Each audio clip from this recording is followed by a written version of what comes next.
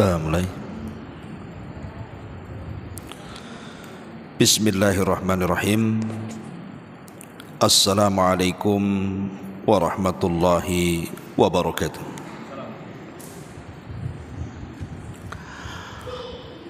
Alhamdulillah, wassalatu wassalamu ala Rasulillah wa ala alihi wa sahbihi wa mawala wa la hawla wa la quwata illa billahi wa ba'du.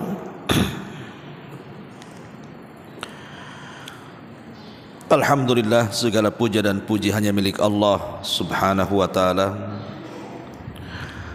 Salawat dan juga salam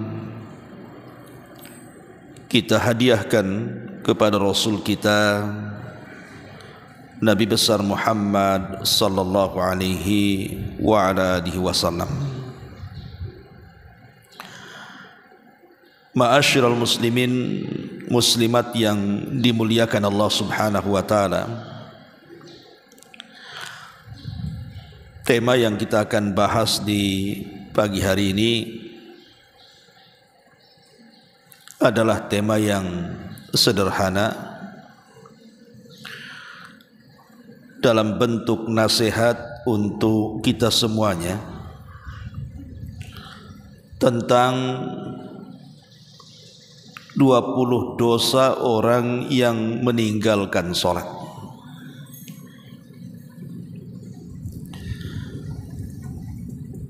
Mungkin sebagian kita sering mendengar, tetapi sebuah pengetahuan yang diulang-ulang itu bisa lebih bermanfaat. Karena terkadang nasihat itu perlu diulang-ulang dan diingatkan. Karena terkadang kita ini ada masa-masa semangatnya, ada masa-masa futurnya. Dikala kita semangat, boleh jadi tidak diingatkan pun kita bergerak. Tapi dikala kita tidak semangat alias futur, kalau tidak diingatkan maka akan lalai. Makanya kesempatan kajian pagi menjelang siang ini kita akan membahas seputar dosa-dosa orang yang meninggalkan sholat. Ma'asyiral muslimat yang dimuliakan Allah subhanahu wa ta'ala, kita tahu kedudukan solat dalam Islam ini bukan kedudukan biasa. Bahkan cara diperintahkannya saja berbeda. Kalau perintah zakat itu cukup diturunkan ayat. Kalau perintah puasa demikian juga, Allah mencukupkan dengan menurunkan ayat. Begitu juga perintah haji. Tetapi perintah salat ini tidak cukup diturunkan ayat, di mana Nabi SAW diundang langsung oleh Allah subhanahu wa ta'ala. Kemana? Ke Sidratil Muntaha, dalam peristiwa yang belum pernah dilakukan semua para nabi. Itulah peristiwa Isra dan juga Mi'raj. Dari sini saja sudah cukup bagi kita menilai bagaimana kedudukan salat di antara seluruh ibadah-ibadah yang diperintahkan kepada kita. Sampai-sampai ada istilah ulama itu bahwa salat dalam Islam ini kedudukannya karra'si ala sairil badani, seperti kepala di antara seluruh badannya. Kalau seandainya manusia tidak punya tangan, boleh jadi dia masih hidup. Kalau manusia tidak punya kaki, boleh jadi dia masih hidup. atau manusia tidak punya sebelah telinga, bisa dia masih hidup. Coba kalau manusia tidak punya kepala, kira-kira hidup atau tidak? Pasti dia mati. Begitulah kondisi solat dalam Islam. Kalau orang masih meninggalkan puasa, masih diharapkan keislamannya selama dia tidak mengingkari kewajibannya. Kalau orang meninggalkan zakat, masih dianggap keislamannya selama dia tidak menganggap tidak wajib, ataupun meninggalkan zakat, masih diharapkan keislamannya. Tapi kalau meninggalkan solat, itulah yang dikhawatirkan hilang keislaman daripada diri kita. Makanya ada hadis Nabi mengatakan, farqu al-ahdu bainana wa bainahumus salatu, faman tarakaha faqad kafara. Perbedaan kita dengan orang-orang kafir itu di solat, Bu. Kalau sampai kemudian orang meninggalkan solat itu bisa keluar Islam, bisa kafir. Lah itulah kedudukan solat seperti kepala dalam badan.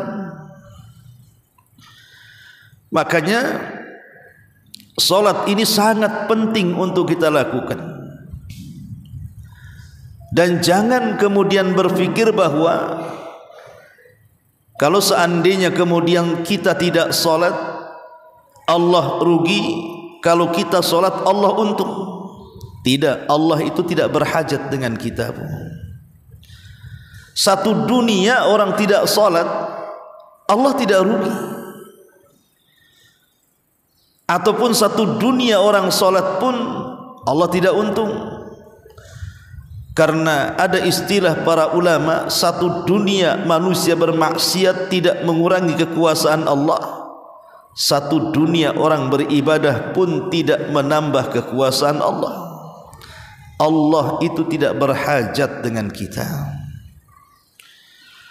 Karena Allah subhanahu wa ta'ala tidak berhajat dengan solat kita, lalu solat yang kita lakukan itu untuk apa? Solat yang kita lakukan itu manfaatnya kembali kepada kita orang yang solat.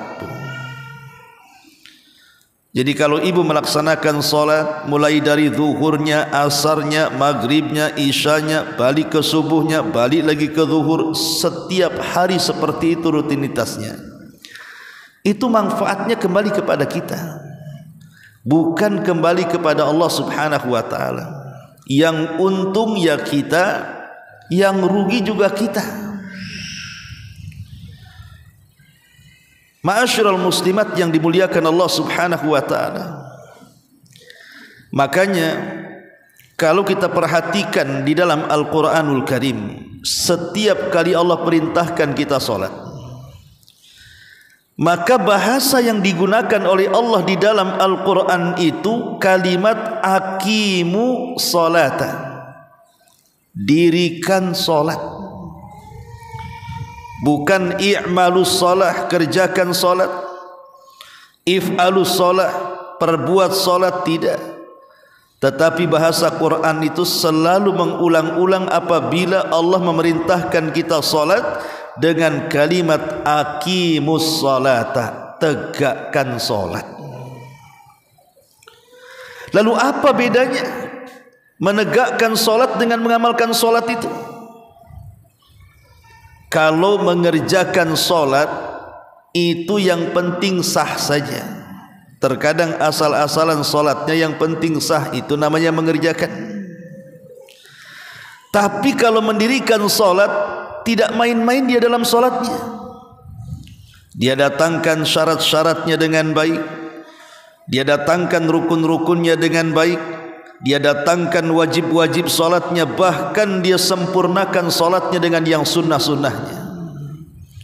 Jadi betul-betul dia mendirikan solat, bukan hanya sekedar mengerjakan solat. Karena orang yang hanya sekedar mengerjakan solat itu tidak akan ada pengaruh dalam kehidupannya. Orang yang biasa gibah, kemudian dia solat, habis solat bisa gibah lagi dia. Orang yang biasa dusta, datang waktu solat dia solat, habis solat dusta lagi dia.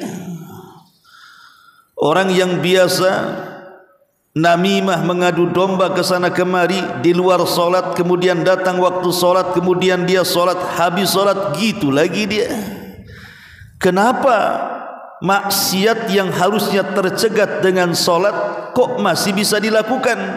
Karena dia hanya sekedar mengerjakan solat tapi tidak mendirikan solat. Begitu dalam bahasa Quran ketika Allah memerintahkan kita dengan solat.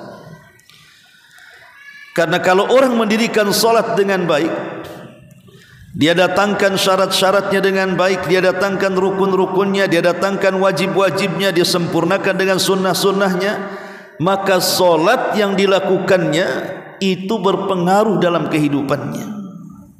Itulah yang diisyaratkan di dalam Al-Quranul Karim, inna salata tanha anil fahsya'i wal munkar.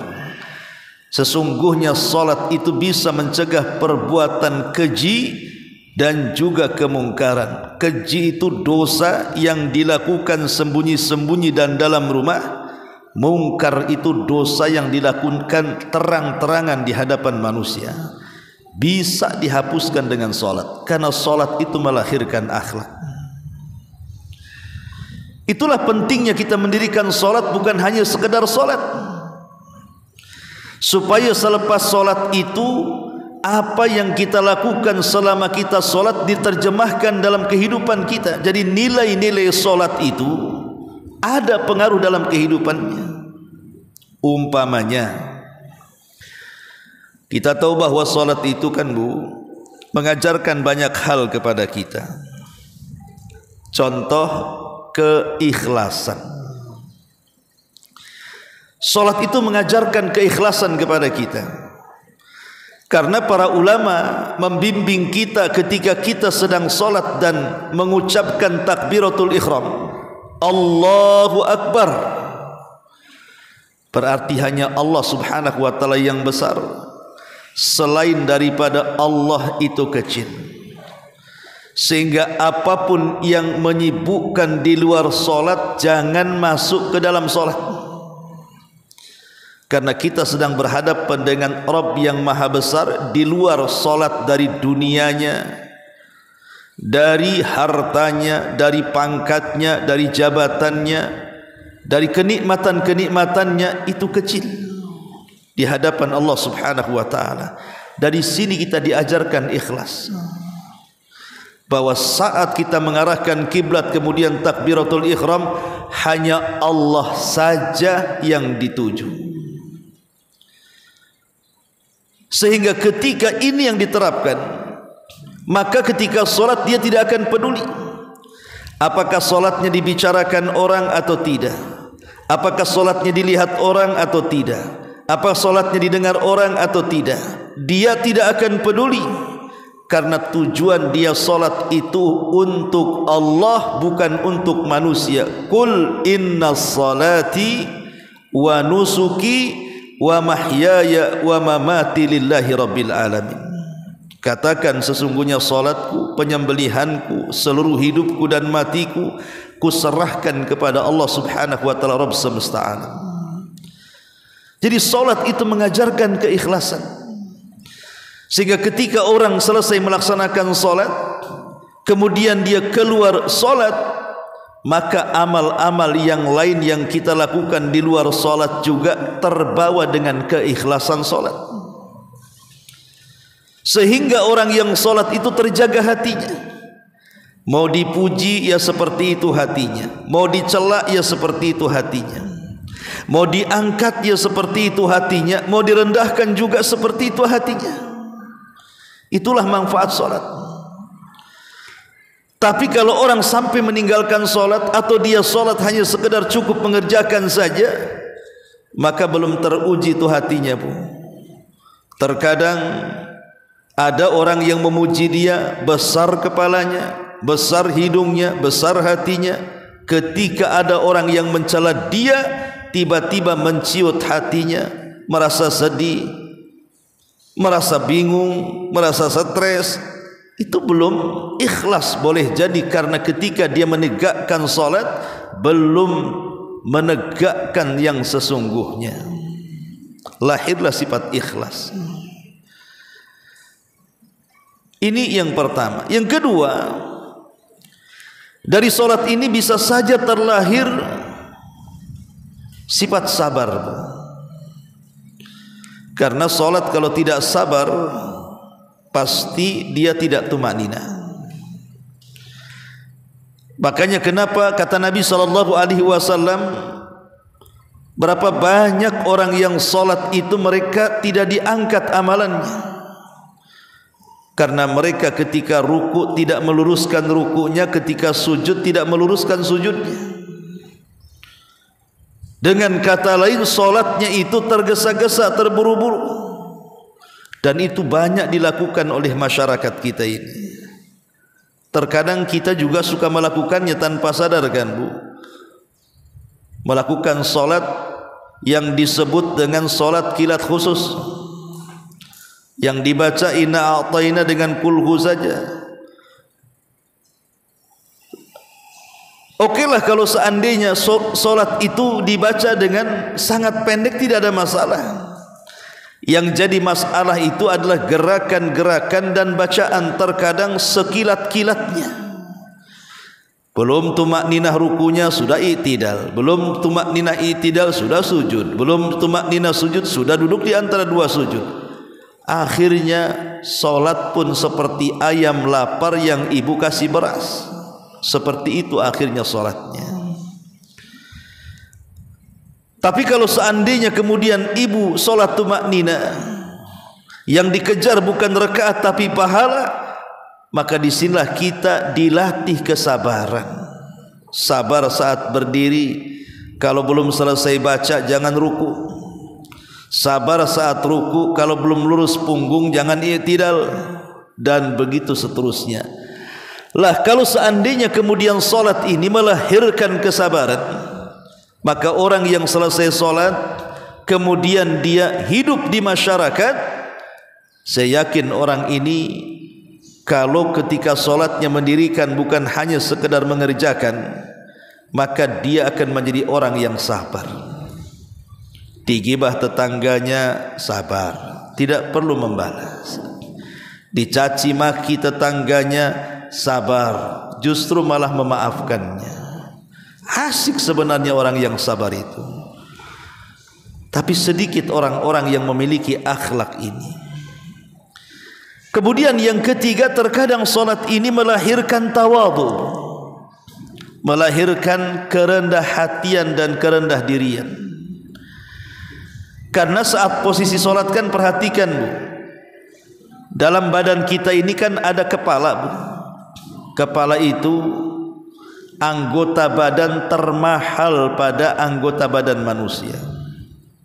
Apalagi ibu-ibu, udah berapa banyak uang yang ibu habiskan di kepala tuh. Ya kan Bu?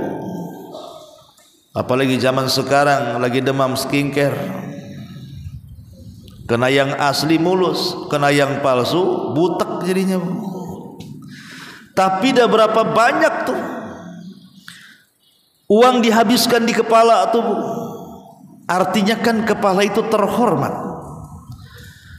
Kalau orang pegang kaki belum ada masalah kan, pegang perut biasa saja, pegang tangan biasa saja. Coba kalau pegang kepala sambil disundul, apa enggak marah? Lah anggota badan yang terhormat yang kita muliakan, kepala ini saat solat diletakkan di mana? Diletakkan di tempat yang paling hina, di tanah, tempat yang diinjak-injak oleh kaki. Tetapi justru itulah kemuliaan manusia saat solat, ketika dia bisa meletakkan kepala yang sangat mulia di tempat yang hina, hanya sekedar ingin sujud kepada Allah Subhanahu wa taala. Disitulah kita dilatih untuk tawadhu, untuk tidak sombong. Sehingga kalau seandainya orang yang solat itu betul-betul mendirikan, bukan hanya mengerjakan, saya yakin dia keluar dari solat tidak mungkin dia menjadi orang sombong. Sombong mentang-mentang kaya, sombong mentang-mentang pangkat dan jabatannya tinggi, sombong mentang-mentang punya ilmu, sombong mentang-mentang dia cantik, dia tampan, dan begitu seterusnya. Tapi saya yakin orang yang mendirikan solat tidak mungkin orang sombong, karena sombong itu tidak disukai Allah dan tidak disukai manusia. Iblis saja yang sudah masuk sorga gara-gara sombong dikeluarkan dari sorga. Ibu yang sombong pengen masuk sorga, kan lucu. Yang sudah ada di sorga saja dikeluarkan dari sorga tuh gara-gara sombong. Apa kesombongan iblis? Disuruh sujud kepada Adam, tak mau dia. Alasannya bahwa bahan penciptaan dia jauh lebih baik dibandingkan bahan penciptaan Adam. Dia diciptakan dari api, Adam pula dari tanah. Sombong dia, tak mau sujud karena perintah. Akhirnya Allah keluarkan dia dari sorga. Bayangkan, yang di sorga dikeluarkan dari sorga karena sombong. Ibu yang di dunia sombong, pengen masuk sorga. Nah ini kan aneh. Makanya sorga itu tidak ada tempat bagi orang yang sombong. La yadkhulul jannah man kana fi qalbihi mithqala dzarratin min kibrin, kata Rasul. Tidak akan masuk sorga orang yang dalam hatinya itu dipenuhi dengan kesombongan. Jadi solat itu mengajarkan rendah hati, rendah diri. Kalau orang sudah solat dan dia betul-betul menegakkan, insya Allah kalau keluar solat itu pasti dia akan mengamalkan nilai-nilai solat. Salah satunya adalah tidak sombong, rendah diri, rendah hati. Apalagi yang bisa kita ambil pelajaran dalam solat ini? Solat ini selain mengajarkan keikhlasan, kesabaran, ketawaduan gitu ya, maka solat juga mengajarkan kepada kita kedisiplinan. Disiplin, tanggung jawab, itu terlahir dari solat. Ketika datang azan duhur umpamanya, oh berarti azan duhur ini sudah memberitahu kita bahwa kita sudah harus masuk kerja. Kepada makhluk saja, Bu, kalau seandainya ibu bekerja kepada saya atau bekerja kepada siapa saja, pasti dalam pekerjaan itu kan ada waktu-waktu resmi, Bu, yang harus datang jam sekian, pulang jam sekian, gajinya sekian. Kemudian di sana ada waktu-waktu yang tak resmi. Boleh jadi mungkin bosnya menginginkan ngelembur di luar daripada waktu resmi. Kalau kita di hadapan manusia saja, Bu, ibu kerja kepada manusia, ibu betul-betul jaga waktunya ya. Waktu resminya ibu jaga. Kata bos jam 7 datang, datang dia. Sebelum jam 7 dia sudah siap-siap. Kemudian dia bekerja dengan cara baik karena mendirikan pekerjaannya. Selesai bekerja jam 5 selesai, dia keluar. Tiba-tiba kata bos, nanti malam lembur ya. Lembur dia. Kira-kira kalau bos punya anak buah seperti ini senang apa tidak? Senang. Coba kalau seandainya kita lakukan kepada solat, bahwa solat itu kan ada waktu-waktu resminya. Zuhur dari jam sekian ke jam sekian, asar dari jam sekian ke jam sekian, maghrib juga sama.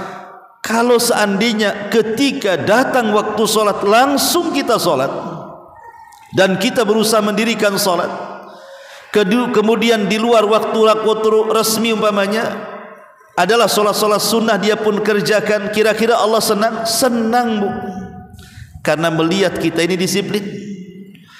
Makanya kenapa Dalam hadis kursi Allah Subhanahu wa taala mengatakan, tidak ada satu amalan yang paling aku cintai melebihi orang yang melaksanakan kewajiban. Wa may yazalu 'abdi yataqarrabu bin nawafil hatta uhibbahu. Dan kalau seorang hamba menambah dengan perkara-perkara sunnah, makin lagu cinta dengan dia. Yang wajib Allah sudah cinta, kalau tambah yang sunnah makin cinta lagi Allah dengan kita. Maka dari solat ini lahir kedisiplinan, lahir tanggung jawab, bahkan lahir kejujuran, dan banyak lagi. Intinya bahwa solat itu bukan hanya sekedar solat, tetapi mendirikan solat yang dengan solat itu nilai-nilai dalam solat teraplikasikan lewat perbuatan di masyarakat. Ma'asyiral muslimat yang dimuliakan Allah Subhanahu wa taala. Baik, ada ancaman berat bagi orang-orang yang meninggalkan salat. Ancaman yang pertama, bahwa salat ini kalau sampai ditinggalkan, Al-Imam Ibnul Qayyim rahimahullahu taala menyebutkan bahayanya. Apa kata beliau? Annaha tunsil abda nafsahu, fa idza nasiya nafsahu ahmalaha wa afsadaha, wa min uqubatiha annaha tuzilun ni'amal hadirata wa taqta'un ni'amal wasilata, fa inna ni'amallahi ma hafidha mawjuduha bimithli ta'atihi walastajlaba mafkuduha bimithli ta'atihi, fa inna ma indallahi la yunalu illa bi ta'atihi. Subhanallah, ini bagus sekali perkataan Al-Imam Ibnul Qayyim, dan ini cambuk bagi orang-orang yang suka meremehkan salat atau sampai meninggalkan salat. Kata beliau, kalau orang sudah mulai bermaksiat, kalau orang sudah mulai masuk dalam kubangan kemaksiatan seperti meninggalkan salat, maka hal itu bisa melupakan seorang hamba kepada dirinya. Dan apabila seorang hamba sudah melupakan kepada dirinya, maka hal itu akan merusaknya. Maka dari ancamannya, bisa saja kemudian dengan meninggalkan solat itu menghilangkan nikmat-nikmat yang harusnya didapat di masa depan, akhirnya gugur tidak dapat. Jadi kata beliau yang pertama, tuzilun ni'amal hadirah. Orang yang meninggalkan solat itu bisa menghilangkan kenikmatan-kenikmatan yang akan dia raih di masa depan. Kan rugi ibu. Ibu sudah nabung banyak-banyak. Contoh umpamanya, kalau saya logikakan seperti ini, ibu beli celengan segede gentong. Tiap hari lah ibu isi uang tuh celengan itu, sampai pada waktunya ibu kira sudah puluhan tahun ibu ngeletakkan uang di celengan itu. Ibu tidak sadar kalau celengan yang ibu beli itu bolong bawahnya bu. Jadi setiap masukkan uang keluar dari lubangnya, setiap masukkan uang keluar dari lubangnya. Perasaan saya sudah nabung mungkin 40-50 tahun, pas dibuka tak ada uangnya. Kenapa? Karena jatuh dari lubang yang ada di bawahnya. Lah begitulah contoh orang yang meninggalkan sholat. Dikiranya dia sudah membawa pahala besar dengan amalan sedekahnya, dengan amalan berbuat baiknya kepada orang lain, kepada orang tua, kepada tetangganya. Dikiranya dia sudah mendapatkan pahala dengan puasanya, dikiranya dia sudah dapat pahala dengan hajinya, dengan zakatnya, dengan sedekahnya. Dia tidak sadar kalau seandainya dia meninggalkan sholat, maka amalan-amalan di luar solat itu tidak dianggap sama sekali. Ibu sangka sudah banyak pahalanya, rupanya enggak ada pahalanya. Kenapa? Karena dia meninggalkan solat. Itulah solat akhirnya menghilangkan nikmat yang harusnya didapat di masa depan, hilang gara-gara meninggalkan solat. Ini yang pertama. Yang kedua, qat'un ni'amal wasilata, bisa memutus nikmat yang sedang berjalan. Mungkin selama ini kita diberikan kesehatan, pandangan masih awas, telinga juga dengar masih oke, mulut masih belum gagap, ngomong lancar, kaki belum ada yang sakit, melangkah berkilo-kilo pun tidak ada masalah, tangan masih bisa digerakkan. Itu kan nikmat yang sedang berjalan namanya. Tapi jangan salah, terkadang Allah hentikan tuh nikmat yang sedang berjalan apabila orang itu meninggalkan solat, kata Imam Ibnul Qayyim. Boleh jadi orang yang meninggalkan solat, mulailah pandangannya, nikmatnya dikurangi, nikmat pendengarannya dikurangi, nikmat lisannya dikurangi, nikmat tenaganya dikurangi, nikmat kakinya dikurangi, masuk penyakit satu, dan begitu seterusnya. Atau nikmat di luar badan seperti harta, mulai usahanya bermasalah, mulai hidupnya tidak berkah, dan begitu seterusnya. Ini kata Imam Ibnul Qayyim, wa taqta' ni'amal wasilah. Padahal kata Imam Ibnul Qayyim, fa inna ni'amallah ma hafidha mawjuduha bimithli ta'atihi. Ingat bahwa nikmat itu akan dijaga oleh Allah selama dia masih mentaati Allah Subhanahu wa taala. Ketika dia tidak mentaati Allah, maka nikmat yang Allah anugerahkan itu sedikit demi sedikit akan dicabut Allah Subhanahu wa taala. Kemudian kata beliau, walastajlaba mafquduha bimithli ta'atihi. Begitu juga nikmat ini akan dicabut berdasarkan semangat dan tidaknya dia mentaati Allah. Karena ma indallahi la yunalu illa bi ta'ah. Apa-apa yang di sisi Allah tidak mungkin diraih kecuali dengan ketaatan kita kepada Allah Subhanahu wa taala.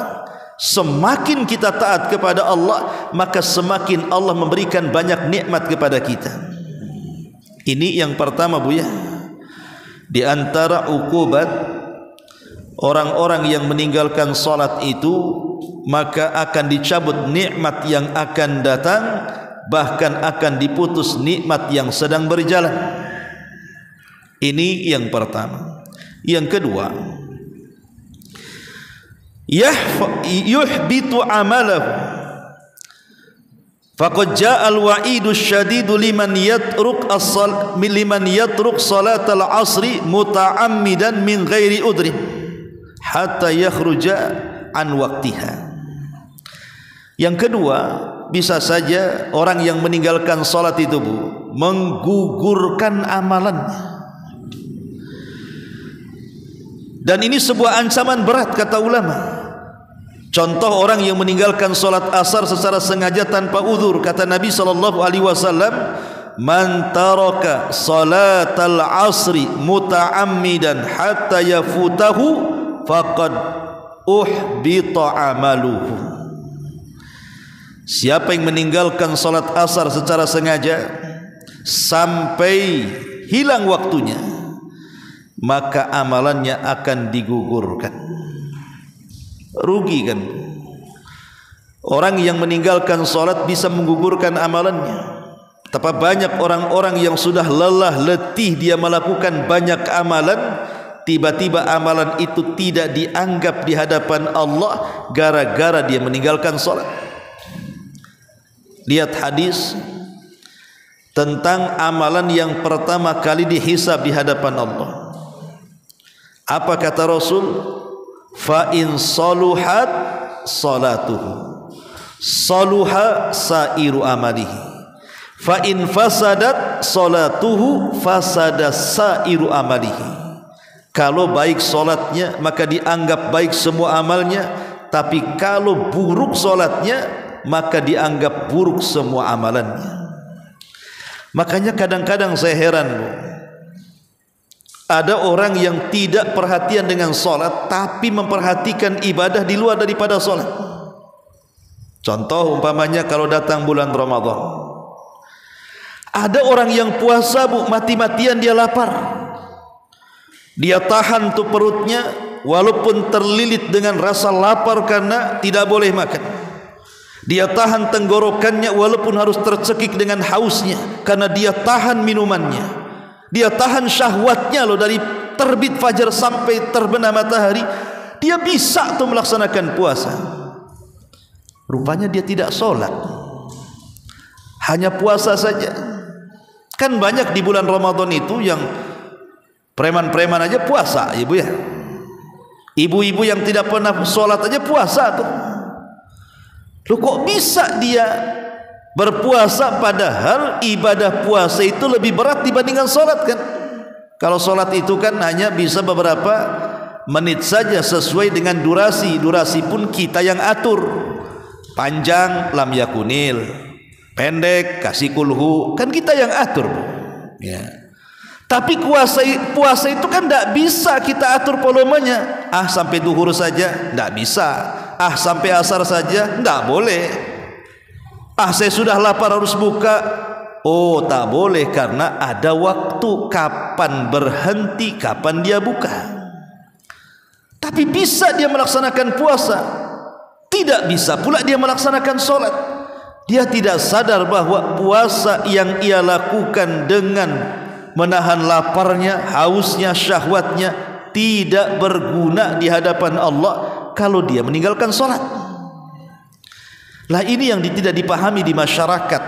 Dikiranya amalan-amalan yang lain itu bisa memasukkan ke surga walaupun tak sholat. Bahkan ana pernah juga mendengar di masyarakat itu, yang penting kan baik Pak Ustadz, akhlaknya bagus katanya, tidak suka dusta, punya etika katanya. Kan gak sholat gak apa-apa, yang penting kan akhlaknya baik. Tuh si Anu tuh sholatnya oke, gibahnya iya katanya. Si Anu juga sholat tuh, sholatnya dustanya hari-hari. Ibu, Nabi SAW, tidak ada manusia yang lebih indah akhlaknya di luar daripada Nabi. Saking indahnya akhlak Nabi itu sampai turun pujian Allah kepada Rasul, wa innaka la'ala khuluqin azim. Wahai Muhammad, engkau itu manusia yang memiliki akhlak yang sangat agung, sehingga wajar kalau Rasul itu layak jadi panutan karena punya akhlak. Sempurna akhlak yang dimiliki Nabi saja, Nabi tidak pernah meninggalkan sholat. Kalau semata-mata orang boleh meninggalkan sholat karena terpikir yang penting akhlaknya bagus, harusnya Nabi tidak perlu sholat lah. Kan Nabi itu manusia yang paling berakhlak. Tapi Nabi orang yang paling rajin pula tuh sholatnya. Bukan hanya yang wajibnya, yang sunnah-sunnahnya. Bahkan sholat malam itu seolah-olah wajib bagi Nabi. Saking rajinnya, pecah-pecahlah kaki Nabi, sampai Aisyah kemudian mengatakan, sudahlah, kurangilah sholatmu wahai Rasul, bukankah dosamu sudah diampuni yang telah, yang sedang dan yang akan datang? Tapi Rasul mengatakan, afala akunu abdan syakur, salah enggak saya ini menjadi hamba yang bersyukur? Jadi alasan seperti ini tidak ada guna. Yang penting akhlaknya bagus, yang penting hatinya bagus gitu. Sebenarnya orang yang ngomong seperti ini, dia itu tidak bagus juga hatinya.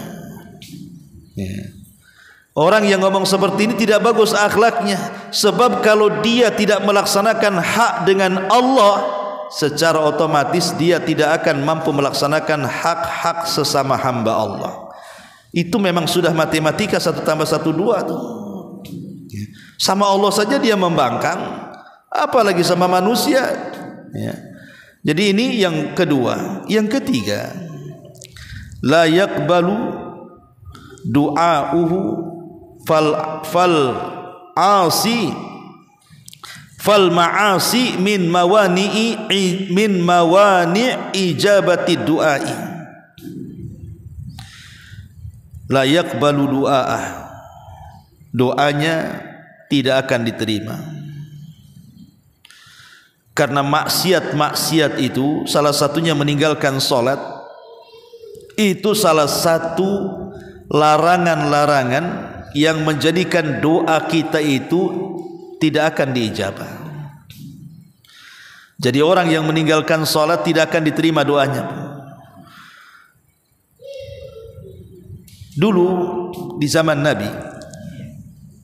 Nabi pernah menceritakan tentang kisah orang yang rambutnya compang-camping, kemudian juga pakaiannya tidak jelas, kusut-kusut, penuh dengan debu wajahnya, miskin hidupnya, diangkatnya tangan ke langit sambil memelas meminta dikabulkan doanya. Dia mengatakan, ya Rabbi, ya Rabbi, ya Rabbi, ya Rabbi, ya Allah tolong aku, ya Allah tolong aku. Tapi tidak dikabulkan doanya. Kemudian Rasul memberikan alasannya. Bagaimana mungkin orang itu akan dikabulkan doanya sementara makanan yang ia makan haram, minuman yang ia minum haram, pakaian yang ia pakai dibeli dari hasil haram, dan daging yang tumbuh dalam badan dia juga diisi dari hasil haram. Bagaimana mungkin dikabulkan doanya? Kalau seandainya orang yang melakukan keharaman itu saja menjadikan doa-doa kita ditolak, macam mana dengan orang yang meninggalkan kewajiban?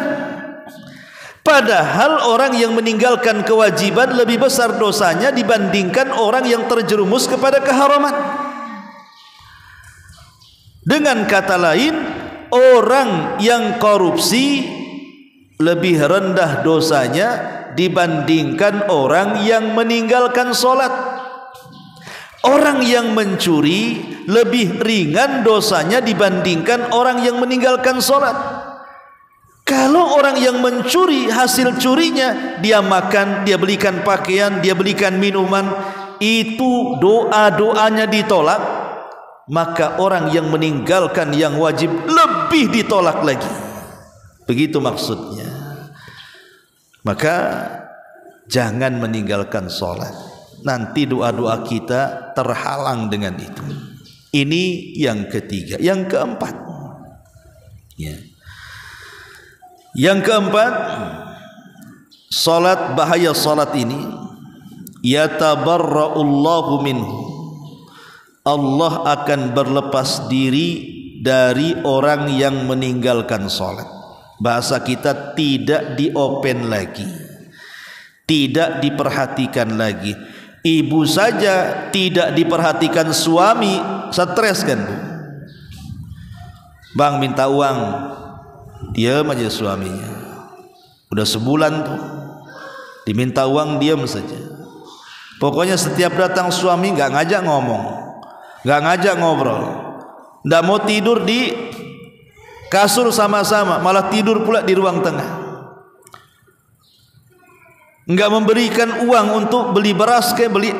Ibu sudah stres kan Bu? Kalau seandainya suami tidak ngopeni ibu, ibu sudah stresnya luar biasa. Bagaimana kalau Allah yang tidak ngopeni kita Bu? Bagaimana kalau Allah yang tidak memperhatikan kita? Dalam sebuah hadis dari Abi Darda radhiyallahu an, Rasul mengatakan, Abu Darda mengatakan, ausani khalili, telah mewasiatkan kepadaku, kata Abi Darda, khalili, kekasihku Rasul sallallahu alaihi wasallam, alla tusyrik billahi syai'an, agar jangan kau sekutukan Allah dengan siapapun. Wala tatruk salatan maktubatan muta'ammidan, dan agar engkau jangan meninggalkan salat yang 5 waktu secara sengaja. Faman tarakaha, siapapun yang meninggalkan salat yang wajib itu muta'ammidan, secara sengaja, faqad bari'at minhu dhimmah, maka tanggungan Allah akan lepas dari punggungnya. Allah sudah tidak akan memberikan keamanan lagi. Allah sudah tidak akan menjaga dan ngopeni lagi. Dan ini bahaya. Kalau Allah sudah tidak memperhatikan kita, sudah tidak ngopeni kita, sudah tidak memberikan keamanan kepada kita, lalu apa gunanya kita hidup kalau begitu? Maka jangan sampai orang meninggalkan sholat takut Allah berlepas diri dari kita. Ini yang keempat. Yang kelima, isa'atul dhann bihi wa bidini. Hakikatnya orang yang meninggalkan sholat itu dia buruk sangka. Dia berburuk sangka dengan Allah, bahkan berburuk sangka dengan agamanya. Kata Nabi SAW, man shalla salatana wastaqbala qiblatana wa akala dhabihatana fadzalikal muslim. Barang siapa yang salat kita dan kita menghadap ke kiblat kita dan kita makan sembelihan kita, itulah seorang muslim. Jadi kalau seandainya ada orang yang kemudian meninggalkan solat, maka dia ragu-ragu terhadap keislamannya itu, ragu-ragu terhadap Allah yang disembahnya, seolah-olah dia tidak punya Tuhan, seolah-olah tidak punya agama, jadinya berburuk sangka dalam hatinya. Maka jangan sampai meragu-ragukan agama dan Tuhan yang kita sembah dengan cara apa? Solat. Orang yang meninggalkan solat itu ragu-ragu apa punya Tuhan atau tidak, apa punya agama atau tidak. Ini kan bahaya nih. Nah, ini yang kelima. Yang keenam, lebih daripada itu, asyakku fi imani, ragu-ragu kepada imannya. Orang yang meninggalkan solat itu ragu-ragu kepada imannya sendiri. Allah Subhanahu wa taala berfirman, innama yu'minu bi ayatina alladzina idza dzukiru biha kharru sujada wa sabbahu bihamdi rabbihim wa hum la yastakbirun.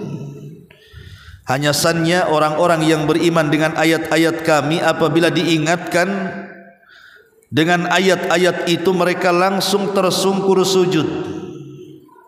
Kemudian mereka bertasbih dengan memuji Rabb mereka dan mereka tidak sombong. Kata Imam Al-Qurtubi rahimahullahu ta'ala, orang-orang yang beriman apabila diingatkan dengan ayat-ayatnya, aqimus shalah contohnya, tegakkan solat kata Allah, kharru sujada, mereka langsung sungkur sujud. Jadi kalau seandainya Allah Subhanahu wa taala panggil kita ini untuk melaksanakan sholat, kok kita tidak merasa terpanggil, berarti iman kita ini diragukan. Bukankah di antara ciri-ciri orang yang bertakwa adalah orang yang menegakkan sholat kan? Dalam Al-Baqarah di awal-awal, di antara hudan lil muttaqin, bahwa Al-Quran itu petunjuk bagi orang-orang yang bertakwa. Siapa orang yang bertakwa? Lanjut ayatnya adalah alladzina yuqimuna sholata, salah satunya orang yang menegakkan salat. Itu ciri orang yang bertakwa. Makanya panggilan di dalam Al-Quran kepada kita saat kita diperintahkan untuk salat itu adalah panggilan iman. Ya ayyuhalladzina amanu idza qumtum ila shalah. Hei orang-orang yang beriman, kalau kalian menegakkan salat. Lihat panggilannya saja, panggilan khusus. Wahai orang-orang yang beriman.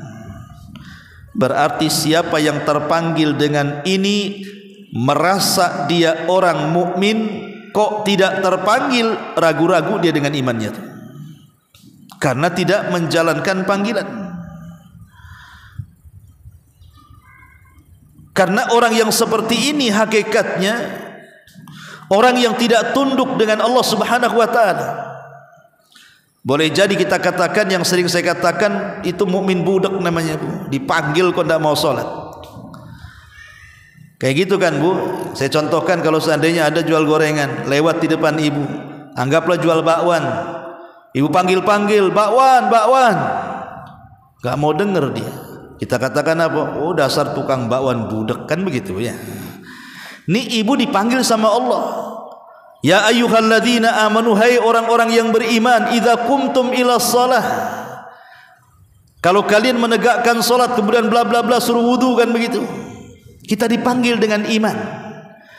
Kok ibu nak mau ketika datang azan tak mau salat? Dasar budak itu namanya. Itu namanya mukmin budak namanya. Mukmin tuli. Dia ragu-ragu dengan keimanannya. Ini yang nomor 6. Yang nomor 7. Nafyu ukhuwatil islamiyyati. Hilang persaudaraan dalam Islam. Karena Allah yang mengatakan fa in tabu wa aqamus salata wa atuz zakata fa ikhwanukum fid din. Kalau mereka masih tobat, masih melaksanakan solat, masih menunaikan zakat, maka itu masih saudara kalian dalam agama. Pemahaman kebalikannya, kalau mereka tidak mau tobat, mereka meninggalkan solat, mereka tidak mau menunaikan zakat, berarti bukan saudara kalian dalam agama. Nah, ini bahaya.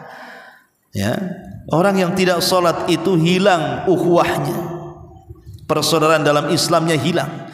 Karena dia bukan orang Islam lagi. Dia sudah kafir. Dia sudah kafir.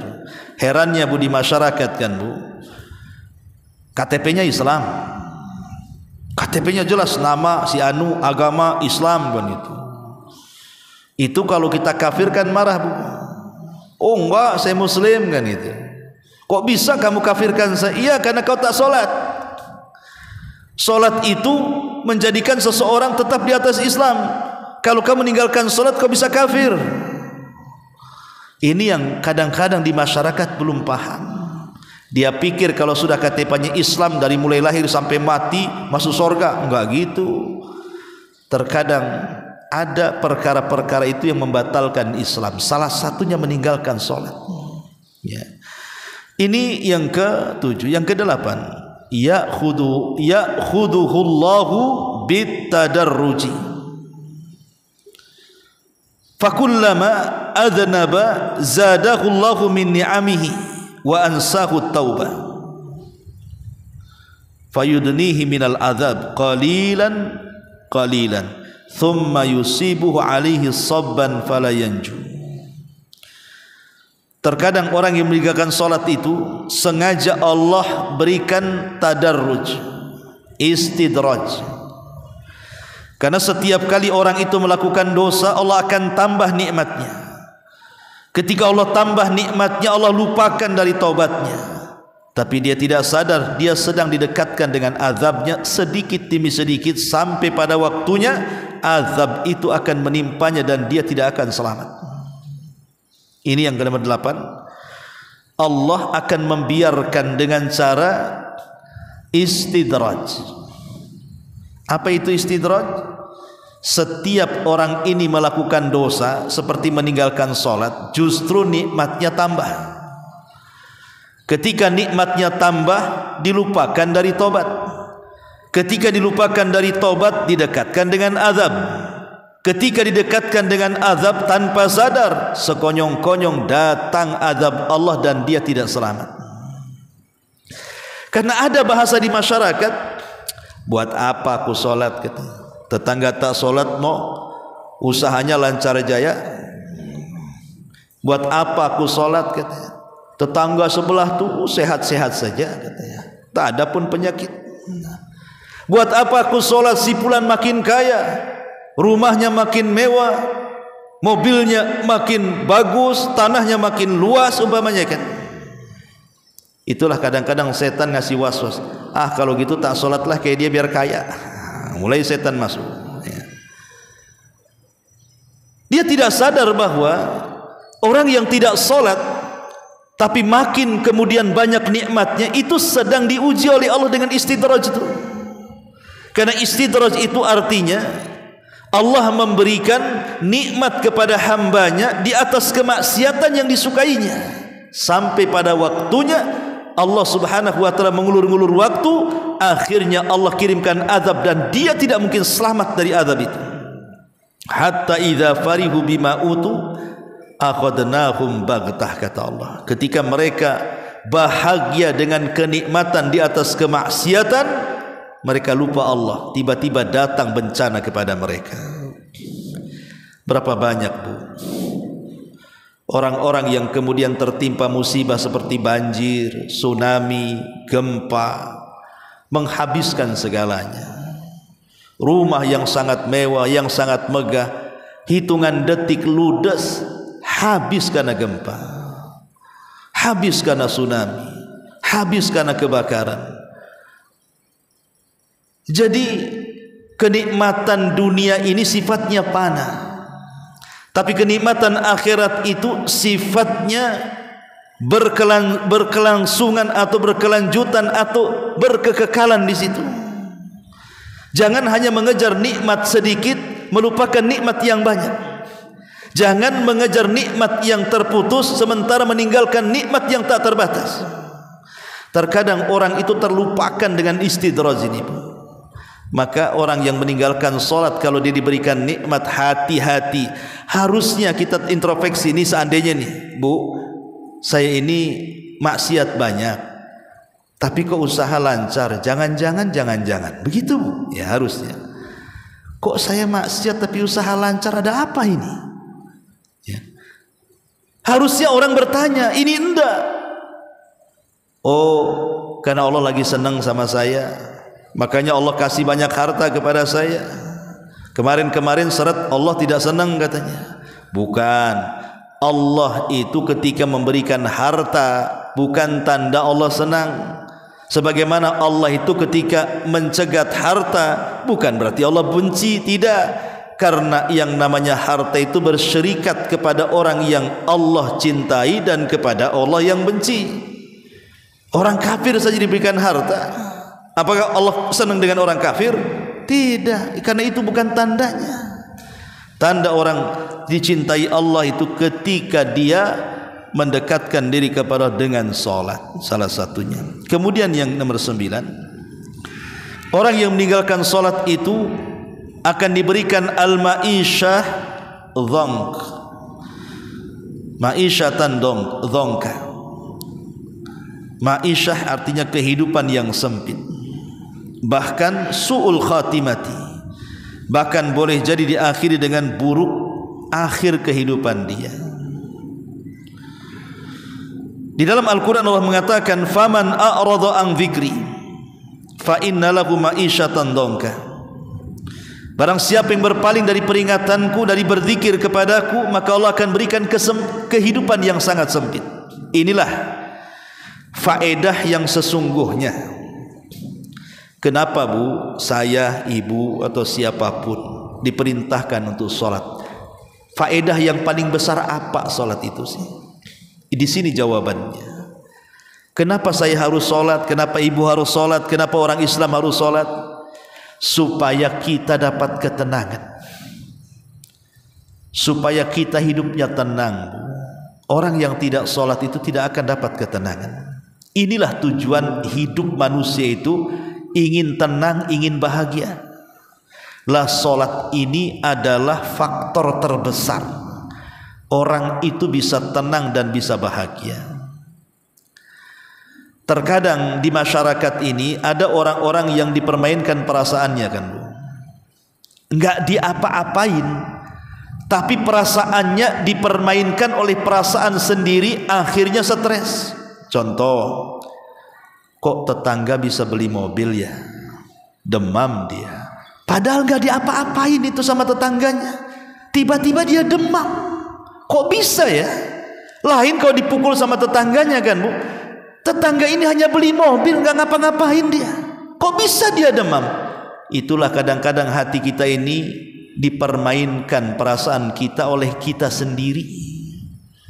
Kok bisa ya tetangga beli, demam dia. Akhirnya apa? Makin tinggi itu demam. Besoknya beli lagi yang bagus, opnam, masuk rumah sakit. Besoknya dengar dia beli rumah di Sukajadi, mati dia akhirnya, kan. Bukan itu, kan dipermainkan perasaan namanya, Bu. Ya. Coba perhatikan, kalau seandainya saya buat logika seperti ini, kan, Bu. Umpamanya jam 9 duha, nampak tetangga beli mobil, nampak tetangga bangun rumah, panas ibu kan, mulai demam. Datang waktu zuhur, Bu, ibu langsung sholat, ambil wudu. Yang tadinya demam, Bu, karena terkena air wudu, itu mulai tensinya turun tuh. Dengan mengambil air wudu tadi, yang tadinya demam tadi tuh, Bu, dingin dengan air wudu. Selepas air wudu, karena kita tahu bahwa hasud itu kan dari setan tuh. Setan itu tercipta dari api. Api itu bisa dipadamkan dengan air. Ketika dia berwudu, tensinya turun. Ketika dia sholat, hilang tuh dengkinya tuh. Itulah sholat, bisa membawa ketenangan. Ini tujuan orang sholat ini, supaya hidup di masyarakat tidak mudah dengki, tidak mudah hasad, tidak mudah hasud, tidak mudah iri, dan begitu seterusnya. Tenang hidupnya. Karena biasanya orang-orang yang mereka meninggalkan sholat itu yang paling banyak hasadnya, itu yang paling banyak dengkinya. Oh enggak Ustaz, yang ngaji lebih parah katanya. Kalau sudah gibah itu paling keras suaranya, paling banyak gengnya. Ya, boleh jadi kembali ke pembahasan awal, sholatnya hanya sekedar mengerjakan sholat tapi tidak mendirikan sholat.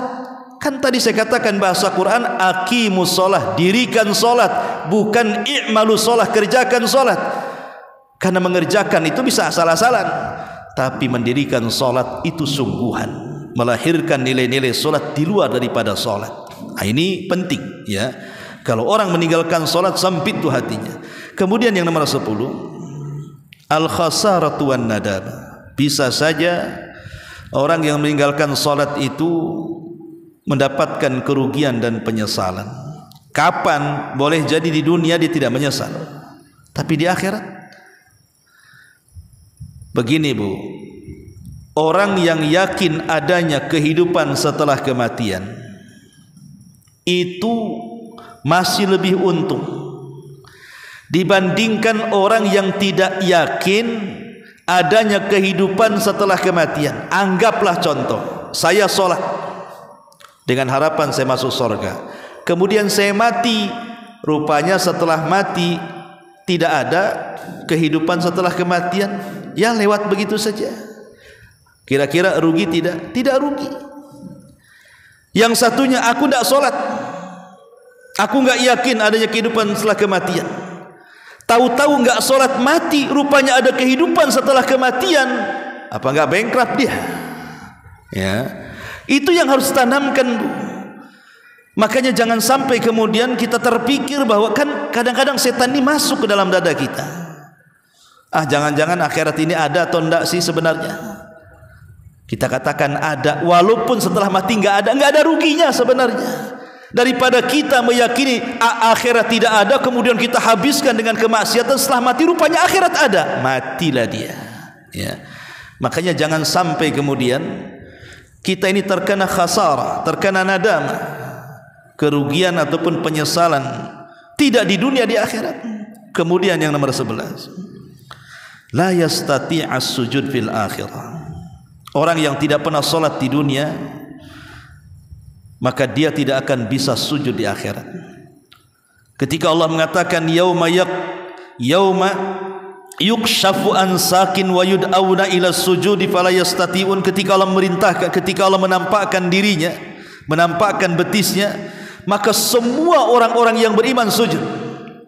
Tapi ada orang-orang munafik, mereka hendak sujud malah kayang, bukan ke depan, ke belakang malah. Tidak bisa dia sujud, dipaksa sujud malah kayang ke belakang. Itulah orang-orang yang ketika di dunia mereka tidak pernah sujud, maka di akhirat pun dia tidak akan bisa sujud di hadapan Allah. Al-jaza min jinsil amal. Taib, karena waktu juga. Yang nomor 12, al-wail liman tarakas shalah. Lembah neraka jahanam yang disebut wail bagi orang yang meninggalkan salat. Kemudian yang nomor 13, al-ghai. Ghai juga sama, lembah yang sangat dalam, yang sangat busuk, yang sangat gelap, yang semua nanah dan darah penduduk neraka masuk di lembah itu disebut al-ghai. Untuk siapa ghai ini? Untuk orang yang meninggalkan salat. Fa khalafa min ba'dihim khalfun adha'us salata wattaba'us syahwat fasawfa yalqauna ghayya. Akan datang sebuah masa di mana orang-orang itu mulai meremehkan salat dan mengikuti syahwat, maka mereka akan dilempar ke dalam al-ghai. Naudzubillah.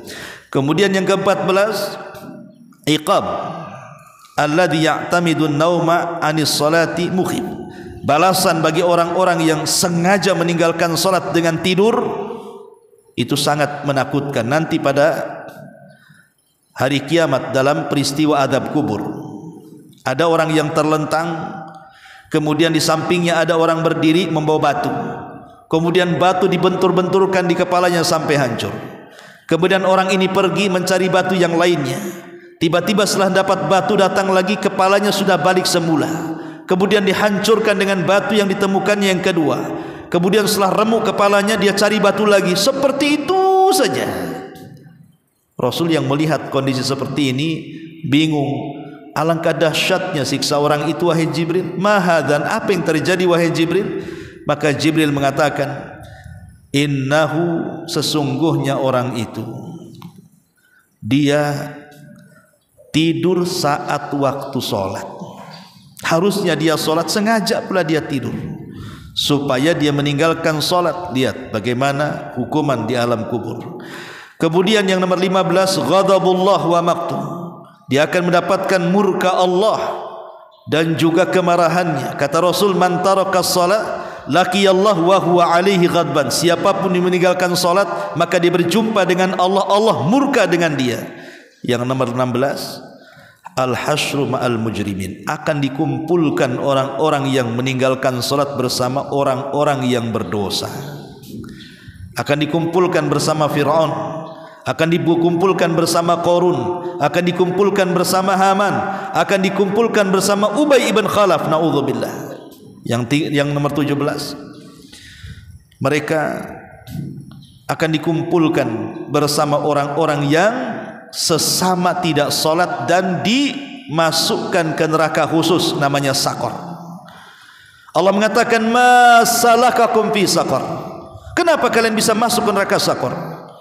Maka orang-orang di neraka Saqar mengatakan, qalu lam nakum minal musallin, karena aku tidak salat di dunia. Naudzubillah. Ya. Karena aku tidak salat di dunia, maka aku dimasukkan ke dalam neraka Saqar. Kemudian yang ke-18, bahwa orang yang meninggalkan salat adalah khianatan lil amanah. Dia sedang mengkhianati amanah. Allah mengamanahi ibadah, dia pula mengkhianatinya. Dan orang yang meninggalkan salat hakikatnya istahwad asyaitan. Setan sudah menguasainya. Orang yang meninggalkan salat itu sedang dikuasai setan. Inilah diantara 20 bahaya orang yang meninggalkan salat. Mudah-mudahan dengan mendengar kajian ini kita semangat lagi untuk salat. Taib sampai di sini.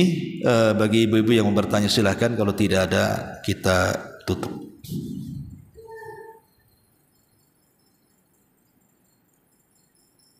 Silahkan Bu, kalau yang mau bertanya. Taib, kalau tidak ada kita tutup dengan doa kafaratul majlis. Subhanakallahum bihamdika asyhadu an la ilaha illa anta astaghfiruka wa atubu ilaik.